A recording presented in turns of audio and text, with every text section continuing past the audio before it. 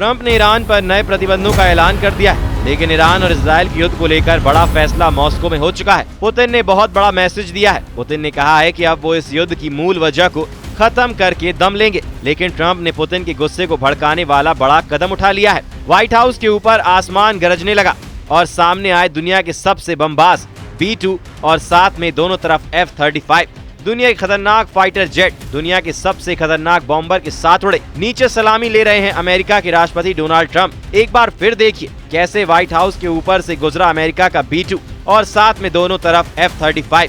अपने सबसे खतरनाक बमबाजों को सलाम करते हुए ट्रंप ने भी कहा, अमेरिका ही दुनिया का बॉस है, क्योंकि अमेरिका ने उनके 6 महीने के कार्यकाल में वो करके दिखाया है जो आज तक नहीं हुआ।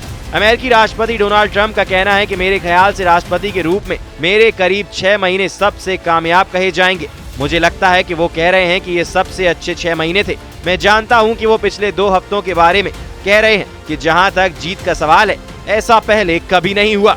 ये अमेरिका का स्वतंत्रता दिवस का जश्न है, जिसे ट्रंप ने अपनी फायर पावर दिखाकर मनाया, क्योंकि इन्हीं विमानों की धमक पर पूरे इजराइल और ईरान की युद्ध में दिखाई दी। लेकिन अमेरिका और इजराइल की जोड़ी को दहलाने के लिए बड़े मैसेज मॉस्को से आए हैं।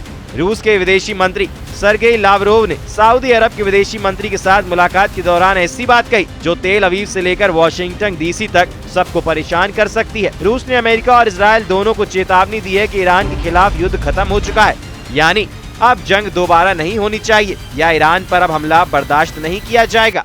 उधर रूस के विदेश मंत्री सर्गेई लावरोव का दावा है कि हम अभी भी इस युद्ध के मुद्दे को अकेला नहीं छोड़ना चाहते, ताकि हालात फिर खराब ना हो। युद्ध करने वाली पार्टी अब भी पश्चिम एशिया में सक्रिय है। हम इजराइल के नेतृत्व का प्रतिनिधित्व करने वालों में से कई तरह की बातें सुन रहे हैं। मैं उम्मीद करता हूं कि यूरोप के देश जिन्होंने IAEA बोर्ड ऑफ के सत्र में बहुत जल्दी में ईरान विरोधी फैसलों को बढ़ावा दिया, जबकि इसकी जरूरत महसूस नहीं की जा रही थी, वो देश अपनी जिम्मेदारी को समझेंगे।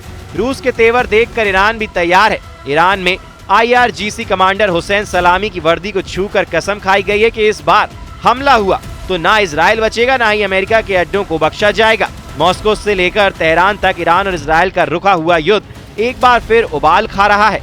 ईरान के सेना अध्यक्ष अब्दुल रहीम मूसवी का कहना है कि अगर ईरान अपनी विनाशकारी ताकत दिखाएगा तो अमेरिका भी नेतन्याहू को नहीं बचा पाएगा। ईश्वर की कृपा है कि हम तैयार हैं। ईरान के लोग भी किसी भी साजिश को शुरुआत में ही कुचलने के लिए तैयार हैं। ईरान और इजराइल का युद्ध पूरी दुनिया ने देखा और सबको लगा कि यही तीसरी विश्व युद्ध का ट्रिगर पॉइंट है। अब पूरी दुनिया को 2 हिस्सों में बांटा जाएगा और एक खेमा दूसरे खेमे पर इतने बम बरसाएगा कि इसका अंत दुनिया के खात्मे के साथ होगा। सर्गेई लावरोव की अगली चेतावनी को समझिए, जो सीधे सीधे नेतन्याहू और डोनाल्ड ट्रंप को है। लावरोव यहाँ कहें कि पुतिन ने ट्रंप और नेतन्याहू को वॉर पार्टी करार दिया है। सर्गेई लावरोव ने कहा कि रूस पूरी तरह अलर्ट है, क्योंकि पश्चिम एशिया में वॉर पार्टी इस वक्त बहुत ज्यादा एक्टिव है। लावरोव ने वॉर पार्टी का जिक्र किया, यानी इशारा साफ साफ इजराइल और अमेरिका पर है।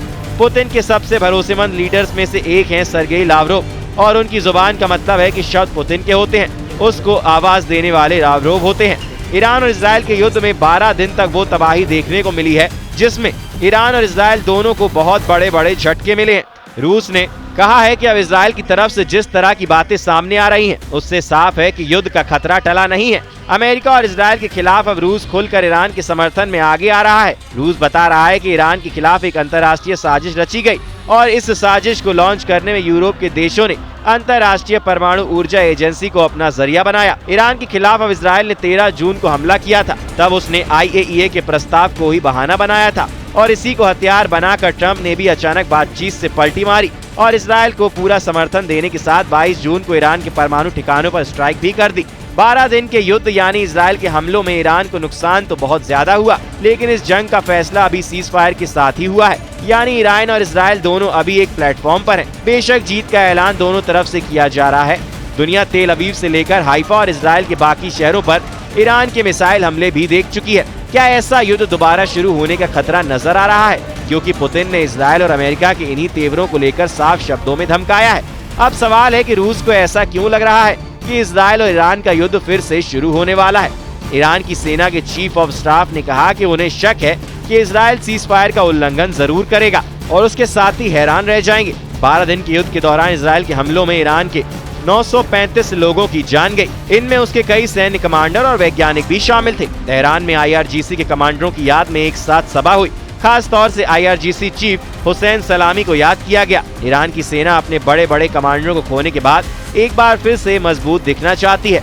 इस बार ईरान की वार्निंग इजराइल के साथ साथ अमेरिका यानी डोनाल्ड ट्रंप को भी है और वार्निंग बहुत साफ है कि जिस तरह की मिसाइल वाली आतिशबाजी तेल अवीव और हाइफा ने देखी है, वैसे ही हमले खाड़ी में मौजूद इजराइल के सभी साथियों पर भी होंगे और इनमें ईरान इस बार कोई कोताही नहीं करेगा। ट्रंप भले ही अमेरिका का स्वतंत्रता दिवस मना रहे हो, लेकिन पुतिन का साथ मिलने के बाद ईरान के कमांडरों की वार्निंग को हल्के में लेना बड़ी गलती होगी। इजराइल के प्रधानमंत्री नेतन्याहू पहले ही कह चुके हैं कि उनके सामने 1 2 नहीं बल्कि 7 फ्रंट हैं। इजराइल के सामने हमास फ्रंट भी खुला हुआ है।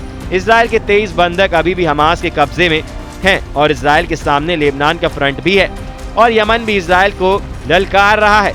ये यमन की राजधानी सना की तस्वीर है जिस पर अमेरिका और इजराइल का हमला किसी वक्त हो सकता है। ऐसी वार्निंग बार बार दी जा रही है, लेकिन यमन में इजराइल को सबक सिखाने की आवाज तेज होती जा रही है। राजधानी सना में हजारों लोग इकट्ठा हुए और गाजा पर बमबारी रोकने के लिए इजराइल को वार्निंग जारी की गई। साफ नजर आ रहा है कि गाजा को लेकर इजराइल ईरान से लेकर यमन कई मोर्चों के निशाने पर है, क्योंकि ईरान इजराइल का युद्ध बेशक रुक गया है, लेकिन गाजा पर इजराइल की बमबारी अब भी जारी है और इस बमबारी में 57,000 से ज्यादा लोगों की मौत हो चुकी है। गाजा के बचे कुचे अस्पतालों में घायलों का आना लगातार जारी है।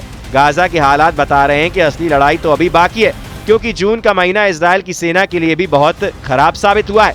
इजराइल के कई सैनिक जून के महीने में ही मारे गए और जुलाई में भी उसके लिए खास यूनिस जैसे इलाकों में अच्छी खबर नहीं आ रही है। ऐसा इसलिए क्योंकि हमास के एंटी टैंक दस्ते भी अब एक्टिव हैं और उन्हें काबू में करने में इजराइल पूरी तरह नाकाम साबित हो रहा है।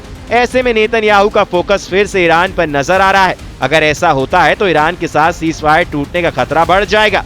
ये बात डोनाल्ड ट्रंप भी जानते हैं और मॉस्को में पुतिन तो ये बात बार बार बता रहे हैं। अगर ऐसा हुआ तो समझ लीजिए इस युद्ध को रोकना अब ट्रंप के लिए भी मुश्किल हो जाएगा और अब तो अमेरिका के B-2 बॉम्बर इजराइल को देने की बात हो रही है। यानी ट्रंप की रेंज से इजराइल और ईरान का युद्ध निकलता हुआ साफ नजर आ रहा है।